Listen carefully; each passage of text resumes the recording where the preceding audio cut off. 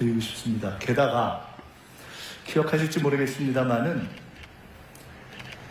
제가 당에 있을 때 계엄이 나기 전에 전당대회를 하면서 수석 최고위원이 됐는데 그때 많은 사람들이 저게 무슨 귀신 신하라 까먹는 소리냐 라고 의아해할 때 제가 우리는 집권을 준비해야 한다라는 얘기를 했던 기억이 납니다. 제가 집권 플랜 본부의 본부장이 되겠다라는 이야기를 했고 그때 김대중과 이재명을 잇는 다리가 되겠다라는 각오를 말씀드렸었는데 저는 요새 제가 존경하는 김대중 대통령이 있었다면 요새는 하루하루 일상 속에서 보고 배우는 이재명 대통령님을 모시고 정치를 하고 있습니다. 우리가 4기에 걸친 대통령을 만들어냈는데 김대중 대통령님이 참으로 항공모함 같은 분이었다면 노무현 대통령님은 활화산 같은 분이었고 문재인 대통령님께서는 참으로 이렇게 은은한 바다 같은 분이셨다면 이재명 대통령님이 아마 전략과 디테일, 정책에 있어서는 가장 사실은 깊이 아는 분이 아닐까. 그래서 저도 비교적 정치를 일찍 시작해서 이렇게 쭉 해왔습니다만은 저도 비교적 공부를 열심히 하는 정치인 중에 한 사람이다 라고 생각을 하고 있습니다만은 요새 업무 보고 보시잖아요. 재밌죠? 하는 사람은 괴롭습니다. 옆에 있는 사람은 아주 힘듭니다. 이 만만치 않은 수업 강도와 긴장감에서 업무 보고를 이렇게 하는데 순간순간 정말 많이 배웁니다. 그래서 그렇게 배울 점이 많은 대통령을 모시고 6개월간 이렇게 지내온 국정을 보고드리게 되었다는 것이 너무 좋고요. 오늘 국정보고회를 하게 된 것은 이제 한 번쯤 정리해서 그것을 이렇게 나누고 더 크게 도와주십시오 하는 말씀을 드릴 때가 되었다라는 생각이 듭니다. 그래서 시작한 국정보고회입니다. 아까 개헌 말씀을 하셨는데 사실은 제가 돌이켜보니까 1년 전보다 조금 전에 아무리 봐도 윤석열 씨와 그 세력들 저 사람들이 계엄을 할 것 같다 뭐 이런 얘기를 한 적이 있지 않습니까? 그때만 해도 다들 아유 저희 약간 맛이 갔구나 이러면서 안 믿으셨지 않습니까? 근데 그게 맞았잖아요. 그래서 제가 어쩌다가 맞습니다. 근데 제가 여기 오늘도 딱 보니까 또 하나 이거 대략 맞을 것 같다는 제가 진단을 하나 하게 될 것 같습니다. 여기 계신 분들은 모두 이재명 대통령을 돕고 이재명 대통령을 찍고 그리고 민주정부를 만들어내자라는 마음을 가지고 지금까지 오신 분들인 것 같습니다. 맞죠? 오늘 자리는 그런 여러분들과 함께 그런 국민 여러분께 저희가 6개월간 이렇게 달렸습니다 하는 보고를 드리는 시간이다 이렇게 생각해 주셨으면 좋겠습니다. 워낙 이제 모든 것이 공개되어 있는 시기이기 때문에 세세한 말씀보다는 우리가 기억할 만한 굵직굵직한 말씀들을 이렇게 중심으로 말씀을 드리겠습니다. 제가 생각하기에는 김민석이가 이뻐서 오셨다기보다는 저희가 함께 중심으로 이제 국정을 이끌고 계시는 이재명 대통령의 국정을 응원하자 하는 마음에서 다 오셨다고 생각이 되기 때문에 일단 이 자리에는 안 계시지만 우리 이재명 대통령께 박수 한번 쳐드리면서 시작하면 어떨까요?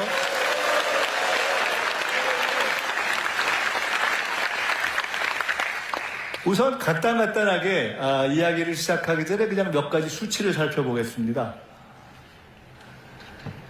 성장률, 경제가 어떻게 돼가느냐?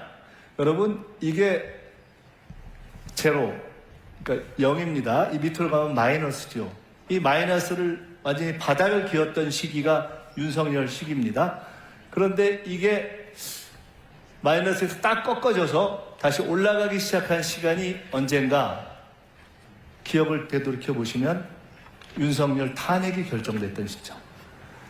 정말 나라가 암울해 보인다 하는 시점에서 탄핵이 딱 결정된 시점부터 우리에게는 새로운 희망이 생기기 시작했던 것이죠. 경제에서 잠재 성장률이라는 게 있습니다. 쉽게 이야기한다면 내 체격에, 우리나라 체격에, 지금 정도의 키에, 지금 정도의 펀치력을 가지고 우리가 정상적으로 뛰면 어느 정도 펀치를 날릴 수 있겠느냐, 어느 정도 체력을 발휘할 수 있겠느냐, 그것을 한국 경제가 지금 기본을 가지면 발휘할 수 있는 성장률이라고 해서 흔히 잠재 성장률 이렇게 이야기하죠. 근데 사실 지금 대한민국은 우리의 기본 체력에 맞는 잠재 성장률도 발휘하지 못했다. 우리가 생각하는 잠재 성장률, 일반적으로 경제학자들이 이야기하는 잠재 성장률이 대략 1.8에서 2 정도라고들 이야기를 합니다. 마이너스로 갔던 한국 경제가 회복되기 시작해서 이제 경제학자들이 혹은 한은에서 혹은 IMF에서 분석하고 전망하기를 내년에는 1.8, 이제 우리는 우리 키와 우리 체격과 우리 체중에 맞는 정도로 뛸 수 있는 정도로 회복될 것 같다. 조금 더 긍정적으로 보는 분들은 저게 한 2까지도 갈 수 있겠다. 이렇게 분석을 하고 있는, 종합적으로 얘기하면 우리는 이제 적어도 수치상으로는 반등을 시작한 거죠. 이것은 소비 심리입니다. 100이 가운데입니다. 100보다 낮으면 야 이거 영 아닌 것 같아. 100보다 높으면 좀 괜찮아질 것 같아. 경제학자들한테 여쭤보니까 6가지의 변수를 종합해서 소비 심리를 종합한다고 하더라고요.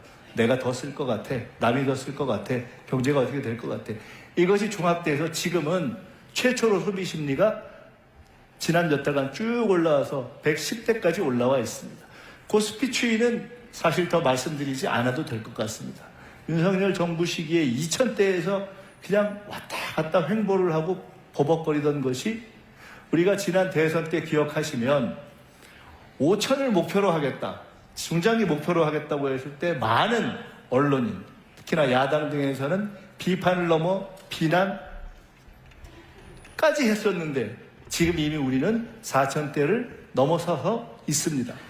이 지금 쭉 올라갔다가 조정 기간을 거쳤는데 제가 바로 직전 어제까지 이거를 이 업데이트, 가장 최근 것까지 반영한 것입니다. 4020. 물론 어려운 점들이 남아 있습니다. 최근 우리 모두가 걱정하는 환율 문제가 남아 있고 특히 수도권에 있어서의 문제가 있는 부동산 문제 등이 있지만, 그러나 누구도 부인할 수 없는 것은 전체적인 경제에 있어서의 큰 흐름은 반등되기 시작했다. 경제가 심리라고 하면 결국 가장 본질적인 문제로서 이재명 정부에서 경제가 살아날 수 있을 것 같다, 살려야 되겠다라는 국민들의 마음의 합이 시작된 것이죠. 지난 6개월 동안에 국정에 가장 큰 에너지를 쏟고 국민들이 가장 걱정했던 것은 무엇이냐? 한미 관계입니다. 그 중에서도 한미 관세 협상이죠. 정부를 시작하는 시점에 제가 대통령님과 말씀을 나누다가 이런 말씀을 서로 나눴던 기억이 납니다. 어느 정도 기간 대통령님 오직 이거에만 집중하십시오. 나머지 소소한 거는 그냥 심부름 제가 하겠습니다.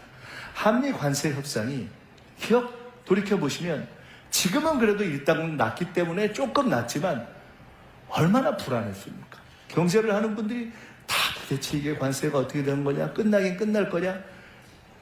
그런 시간이 있었죠.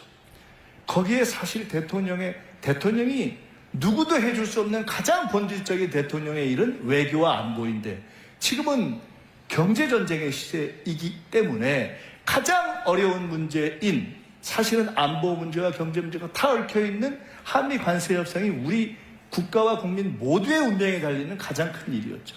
근데 이게 타결이 됐는데 여기 아시다시피 워낙 많은 내용이 있기 때문에, 그리고 관심 있는 분들이 여러 가지 공부를 했기 때문에 저는 딱 3가지만 말씀드리려고 합니다. 첫째는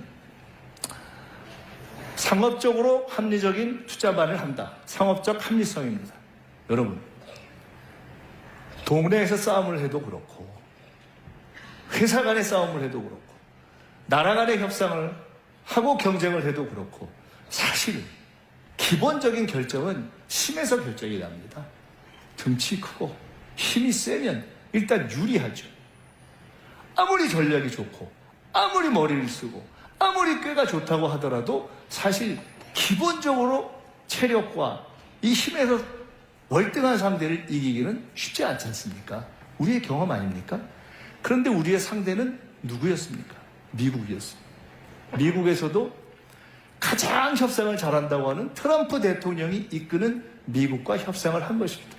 따라서 이번 협상은 우리가 미국과 한국의 협상 결과가 누구에게 유리했는가만을 보면 되는 것이 아니라 미국과 협상했던 전 세계의 다른 모든 나라와 비교했을 때, 특히 우리가 주로 생각하는, 예를 들어 미국과 일본, 미국과 유럽, 이런 우리가 주로 경쟁하는 나라들과 비교했을 때 우리가 얼마나 덜 불리하게 협상했느냐, 사실은 그걸로 승부가 난다고 보는 것이 맞지 않겠어요?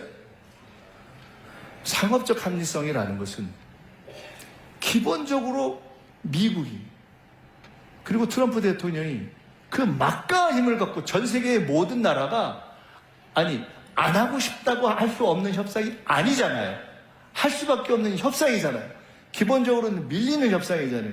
결과가 나오면 누구도 이거는 이 협상하기 전보다 우리는 미국보다 훨씬 유리해졌다라고 이야기하기 어려운 협상 아닙니까? 그렇기 때문에 참으로 어려운 협상인데, 그래서 경우에 따라서는 야, 이거 불리하기만 한 거 아니야? 우리가 손해보는 거 아니야? 라고 할 수 있는데, 그때 우리가 딱 붙인 우리의 중요한 협상 전략이 있었다. 그것이 바로 상업적 합리성. 쉬운 말로 하면 돈 되는 것만 한다. 미국과 여러 가지를 협상했고 여러 가지 복잡한 결론을 냈는데, 그것의 모든 것을 하나의 고가로 우리는 딱 씌운 겁니다. 상업적 합리성. 오케이.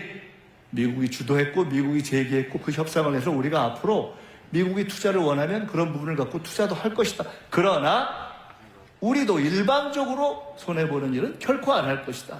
상업적 합리성. 돈 되는 것만 하겠다. 이것을 만들어낸 것은 우리의 이번 협상에서 매우 탁월한 결과이다. 두 번째, 이번 협상에서 중요한 것은 마스가, 배. 다들 아시다시피 이번에 우리의 조선 역량은 이 협상 전체를 유리하게 이끌어내는 데 있어서 매우 중요한 역할을 했습니다. 이런 이야기를 저희가 했습니다. 충무공 이순신 장군께서 시작한 거북선의 역사로부터 시작된, 어떻게 보면 양무, 호남, 시무국가의 그 원천이 될 수 있을지도 모르는 그때 시작된 우리의 조선 역량. 과거에 정주영 회장이 그랬다는 거 아닙니까? 배 처음 만들 때 거북선 딱 보여주면서 우리가 왜 만들 거예요 이랬다는 거 아닙니까? 근데 그것이 미국이 미국과 중국과 경쟁하는 이 시기에 미국이 가장 필요하고, 근데 미국이 가장 없고, 그런데 한국이 제일 잘하는 바로 그 조선이 딱 우리에게 있었기 때문에 그것을 소위 지렛대로 해서 많은 것들을 해결해낼 수 있었다는 것이 매우 중요한 포인트입니다. 근데 그것을 우리가 협상 초반부터 정확하게 판단하고 여기에 집중하면서 이것으로 협상을 끌고 가야 되겠다라고 판단하는 것이 대단히 탁월한 전략이었던 것이죠. 여기서 하나 생각하고 싶은 것은, 대통령께서 이런 말씀을 하셨죠. 이번 한미 관세 협상을 하면서 끝났을 때 뭐라고 하셨습니까? 정말 국력을 키워야 된다라는 생각을 많이 했다. 이제 한미 관세 협상이 끝나고 앞으로 우리가 여러 가지 일들을 해나가는 데 있어서 앞으로는 미국이든 유럽이든 일본이든 중국이든 어느 나라와 우리가 어떤 상황에서 어떠한 협상을 하더라도 반드시 우리가 우위를 점할 수 있는 강력한 그런 경쟁력을 가질 수 있는 우리만의 전략적인 무기를 갈고 닦아야 한다. 조선뿐만이 아니라 그것이 우리 대한국민에게, 대한민국에게 주어진 역사적 과제다. 그런 무기들을 여러 개 가지고 있어야 우리는 당당하게 갈 수 있다. 이것이 두 번째 교훈이라고 생각합니다. 세 번째, 시간입니다. 저는요, 이번 협상을 시작할 때 대통령께서 이 말씀을 몇 번 하셨는데 이게 그렇게 중요한 것일까라고 사실 처음에 느끼지 못했습니다. 저뿐만 아니라 바로 이곳 이 전남 출신의 김용범 정책실장, 광주 출신의 김정관 산업부 장관, 이런 분들이 이번에 정말 탁월한 협상을 했거든요. 끈질긴 협상을 했거든요. 미국 사람들도 놀랄 만큼의 지혜를 발휘했거든요. 근데 그분들이 다 하나같이 하는 얘기가 있습니다. 대통령이 처음 시작할 때 결코 시간에 쫓기지 말아라. 결코 불리한 것에 대해서는 내가 서명하지 않겠다. 깨질 수도 있다는 각오로 버텨라. 라고 딱 처음에 지침을 준 것이 그렇게 어려운 시점에 흔들리지 않고 갈 수 있는 그런 힘이 됐다는 것을 시간이 갈수록 절감하게 됐다는 이야기를 합니다. 우리 박지원 원장님 여기 계십니다마는 국제적인 협상, 특히 미국과의 관계에 있어서 여러 가지를 하면서 해방 후에 우리가 사실은 미국이 그래도 뭘 하자고 하는데 딱 그거를 우리가 버티면서 시간을 끌고 경우에 따라서는 안 할 수도 있다, 깨질 수도 있다라는 각오로 시간을 버티는 것은 실은 쉽지 않습니다. 그렇게 쉽지 않습니다. 이 현실의 정치를 하거나 협상을 해본 분들은 다 아시는 분들이에요. 그런데 대통령이 그 원칙을 딱 가졌던 것, 저는 이것이야말로 세계가 평가할 때 그래도 한국이 어느 정도 이번에 덜 불리한 협상을 해내고 오히려 경우에 따라서는 앞으로 10년, 20년 후에는 마치 한미 FTA를 처음 시작할 때는 한국이 불리할 것이다 라고 했는데 친해놓고 나니까 한미 FTA에서 한국이 더 득을 받잖아요. 그런 것처럼 이번 관세 협상의 결과 10년, 20년 후에는 어쩌면 한국이 미국조차도 결코 함부로 할 수 없는 그러한 강력한 경쟁력을 가진 나라로 가는 데 있어서의 그 기반을 쌓은 최대의 대전략이자 대원칙은 저는 대통령이 실무자들에게, 책임자들에게 딱 원칙적 지침을 준 것, 그것이 가장 큰 것이었다, 이렇게 말씀드립니다. 그리고 지난 6개월은 한마디로 전 세계를 뛴 시간이었습니다. 많은 내용이 있습니다. 이 중에 한 가지만 제가 말씀드릴게요. 원래 예상 안 했는데 들어간 것, 아까 에이펙 말씀하셨는데요. 사실 에이펙이요, 제가 대선 때 집권플랜본부장이라는 걸 내서 앞으로 집권을 하면 100일을 어떻게 하냐 뭐 이런 계획을 좀 짜고 했었는데, 그때 사실 대선에서 승리하기 전에 제일 걱정했던 것 중에 하나가 에이펙입니다. 엉망될 것 같더라고요. 근데 제가 막상 우리가 대선에서